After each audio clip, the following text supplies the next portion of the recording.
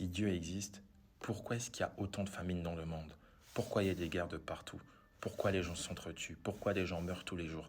Question que beaucoup de gens vont se poser. Le problème, c'est que la phrase démarre souvent en disant « Je ne crois pas en Dieu parce que si Dieu existe, pourquoi ?» Dans cette vidéo, je vais répondre à cette question.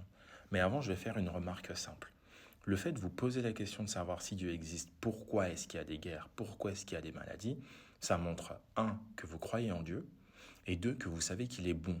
Parce que si Dieu n'était pas bon, et si vous ne pensiez pas, vous ne croyiez pas qu'il était bon, pourquoi est-ce que vous diriez, si Dieu existe, pourquoi est-ce qu'il y a des guerres? Pourquoi est-ce que Dieu est censé empêcher les guerres? Pourquoi vous pensez que Dieu, s'il existe, il est censé empêcher les gens de mourir? Pas parce que vous reconnaissez qu'il est bon.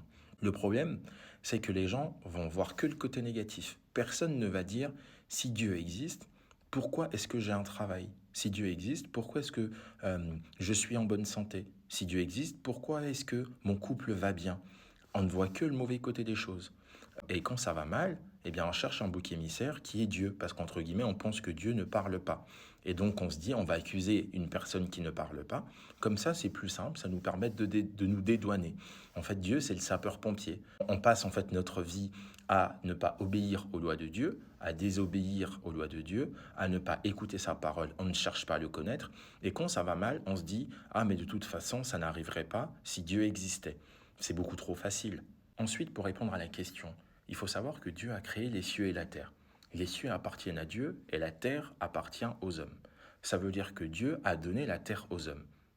Rien ne peut donc se passer sur la terre si un homme ne l'a pas décidé, si un homme ne l'a pas permis, si un homme ne l'a pas autorisé. C'est pourquoi les gens qui font de l'occultisme, par exemple, ils ne se lèvent pas un bon matin et puis ils deviennent des gens du monde occulte. Non, ils font des initiations, ils font des rituels pour inviter des esprits méchants dans leur vie, pour donner ensuite le pouvoir à ces esprits méchants d'agir dans leur vie. Et le fait que ces esprits méchants agissent dans leur vie, eh bien, ça permet d'impacter d'autres personnes.